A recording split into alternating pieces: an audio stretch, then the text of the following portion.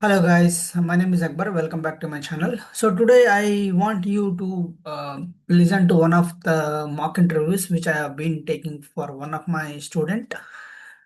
So I'll just gonna play the audio so that you can listen to the discussion what has been discussed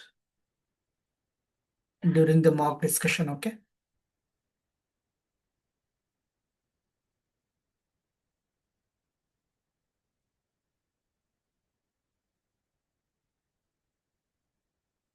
Yeah, can you go ahead and introduce yourself, please? Okay, my name is XYZ. Currently, I'm working in ABC Technology, where I'm having 1.5 years of experience. And my project is about demo operations. It's about autonomous driverless cars, where I work with DevOps team as an intern. Let me explain about the DevOps tools during the project that I have worked on. For source code management, we use this GitHub. For CI/CD, we are using Jenkins, and we are recently planning to move to Azure DevOps. And for containerization, we are using Docker and Kubernetes. For monitoring tools, we are using Splunk and DynamoDB. And for ticketing, we are using ServiceNow. Okay, that sounds great. So you have an experience in Kubernetes as well, is it? Yes. So how do you do the deployments in Kubernetes? Either direct in Kubernetes or through Jenkins? We do directly in Kubernetes. Okay. Imagine if you have done a deployment, okay. After the deployment, application team is coming back to you and saying that there is a delay in a response. Okay. So when they're hitting a URL in the browser, there is a delay of more than 5 minutes. Now in this case, how do you troubleshoot and how do you find a solution? What would be your permanent solution and what would be your temporary solution to avoid the business impact? First of all, we will check that external service by using the load balancer. How do you know that the service name or whatever it is? First of all, first what you will do? How do you check the logs?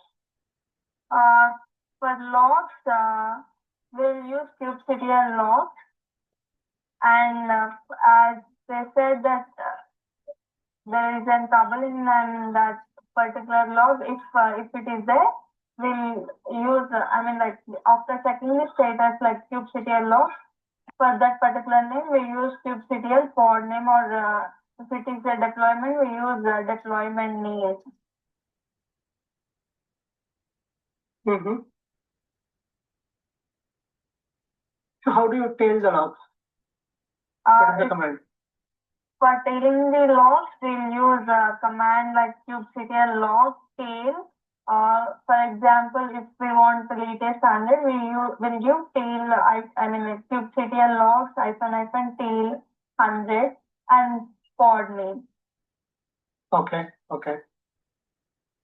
So what do you do if after the deployment, when you identify issue, there is a issue with resourcing, like a capacity, request limit, CPU memory is low. Then what do you do? You have checked the log and you identify there is a capacity issue. When I say capacity, it is a resourcing like request and limit. So maximum is 2 GB, but it's need more than 2 GB now. So what do you do? We'll scale that deployment by using that kubectl scale deployment. And no, that is something you're talking about scaling pods. I'm referring to about the capacity like CPU, RAM and all. See, when there is an issue with the capacity, request limit, you have to increase the capacity, right? From 2 GB to 4 GB. Yes. I'm not talking about scaling the pods here. Okay, fine. I imagine you are not able to identify issues. It's gonna take time. How do you roll back to the previous version so that my application will be up and running fine, so that the end user will not face an issue? What do you do? How do you roll back?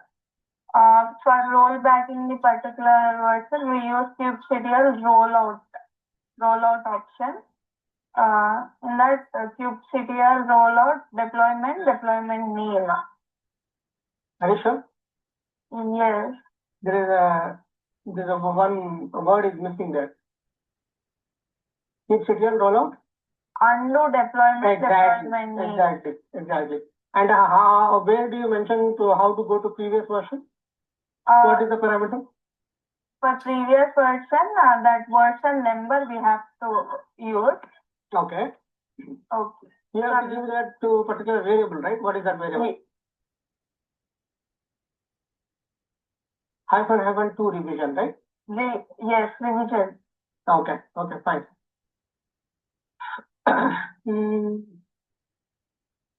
I have a cluster, okay? Okay. In my cluster, I have a multiple nodes, and one particular node is not performing well. I have decided to remove the node out of the cluster. How can I remove? To remove a particular node in the cluster, we use first we have to coordinate that node. That means we will stop scheduling new nodes to that particular spot. For that, we use a command like kubectl coordinate node name. Then we will drain that node. We'll stop all the traffic and affect that spot. For draining that node, we use kubectl drain node name. Then we'll remove that node from the cluster by using the command kubectl delete node. Delete node. Okay. Perfect. Any idea what is the node affinity and session affinity in Kubernetes? Node affinity and session affinity. Yes. Sorry, I'm not having any idea about it. Okay. What is the taint and toleration? How does it work?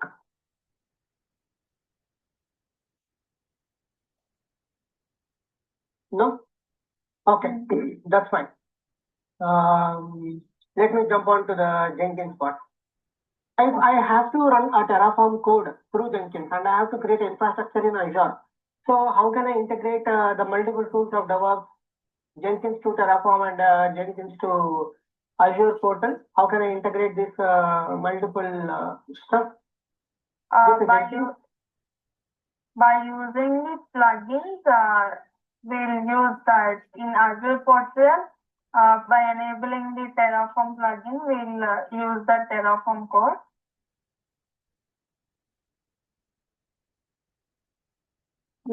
Not clear. You can use the Terraform plugin in Jenkins, that is fine, so that you can establish connectivity from Jenkins to Terraform. But Jenkins to Azure Cloud, how? Jenkins to Azure Cloud will... If you are familiar with AWS, that is also fine for me. But whereas in case of Azure DevOps or Azure, okay, if you want to connect, okay, you'll be having something called client secret ID, tenant ID, object ID, right? Those details you have to give it in your Terraform code so that it will point to a particular cloud. And those credentials you have to be given as your, in Jenkins credentials area, you have to give those credentials so that it can identify which cloud you are referring to, okay? That's how the connectivity established from Jenkins to Terraform and Jenkins to Azure portal, okay? Okay. How about Git? You're comfortable with Git, right? Yes. If I have I have a developer in my team, okay? So 5 members in the team. Okay. Each member has worked for a week 1. Now, my first developer has worked for Monday, Tuesday, Wednesday, Thursday, Friday, 5 days, 5 commits. I want to convert that multiple commits into a single commit. How can I? By using Git squash, we can convert that multiple commits into a single commit. Okay, perfect. Sounds good. Yes. What is the difference between a reset and rebase? Okay, tell me what is a rebase first of all.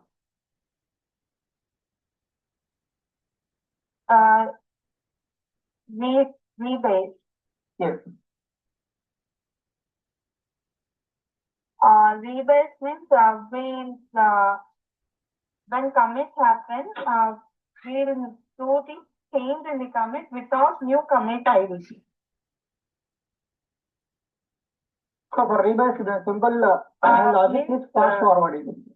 Yes, when we are rewriting the commit history, in rebase we will do one step forward or one step backwards. Yeah. Okay, sounds good. Do you have a hands-on experience on Azure DevOps?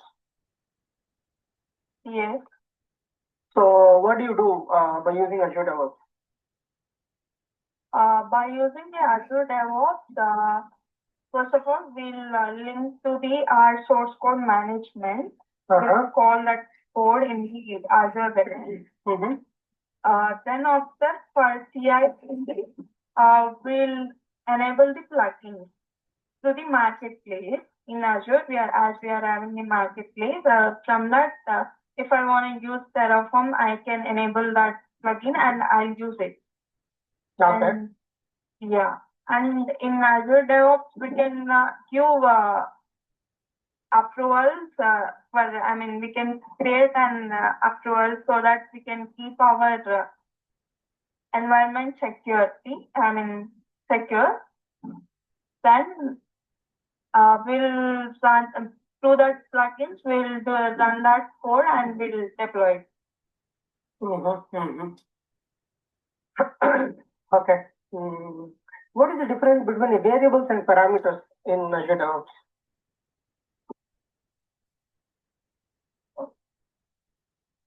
Variables is something which you are declaring a variable and assigning a value to the variable, correct? Yes. And what is a parameter? I have a variable and I have a value to that variable that will be considered as a variable. What is a parameter? Parameter is nothing but a name where we won't give any value to it. When you runtime, during a runtime of your pipeline, when you're passing some arguments, that will be considered as a parameter. For example, when you're trying to do the deployment, you want to do it in development QA UAT, which environment? That is called as a parameter. Okay. So we covered Terraform, right? Yes. So you're comfortable with Terraform? Yes. So what is a template and why do we use a template in Terraform? Template is the reference for any pipelines that is present in the Terraform. By using that, we can make changes to that particular one according to our requirements. Okay. Can you please explain the Kubernetes architecture, please?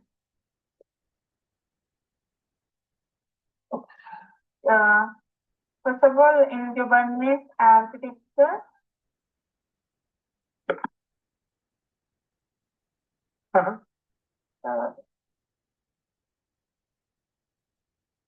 we'll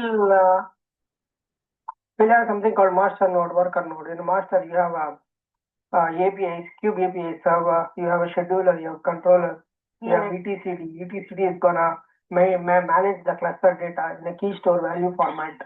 Okay. What is the API server is gonna do? It's an intermediate component between your master and worker. Okay. And what is your scheduler does? It will help you to schedule a pod on a node. And what is next?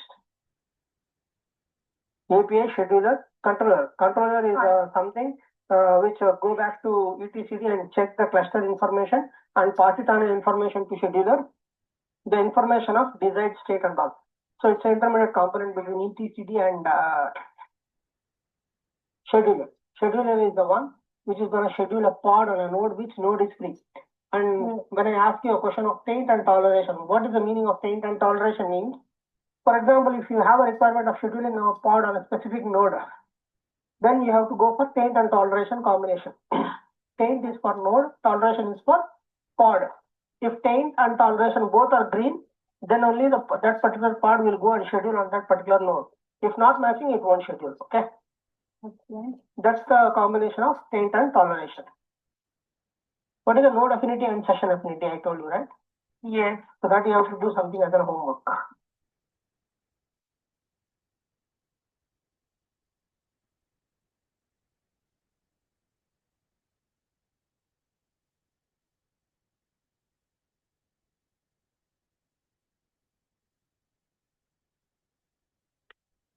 Okay, that was a overall conversation as part of a mock interview preparation.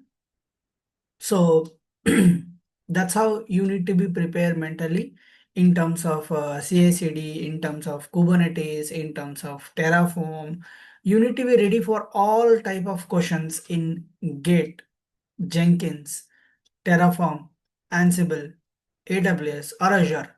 So basically, the overall DevOps interview point of view questions will be on your CI/CD and your deployment related issues. When you say CI/CD, CI/CD basically talks about your how the code is gonna trigger initially. When you have your Git, there is something called webhooks. With the help of webhooks, the Jenkins CI/CD pipeline will get trigger automatically. Because if you do any changes in your code, your webhooks, what it will do, it will trigger your pipeline. So once the pipeline is triggered successfully, then what is going to happen? Your code evaluation going to happen by using Sonar Cube. After the Sonar Cube, what will happen? The code building is going to happen with the help of Maven lifecycle. Once the code is built, and where it's gonna manage? It's gonna manage in your artifacts. Your artifacts like JFrog or Nexus.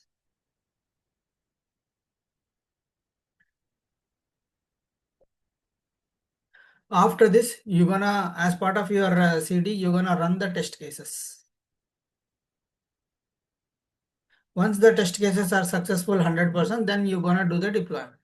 So you're going to do the deployment either in PCF, which is a Pivotal Cloud Foundry, or you can do the deployments in your Kubernetes, anything. This is how your complete CI/CD. If you've done the deployment in Kubernetes, deployment related issues, the majorly image pullback of, okay, crash loop backup,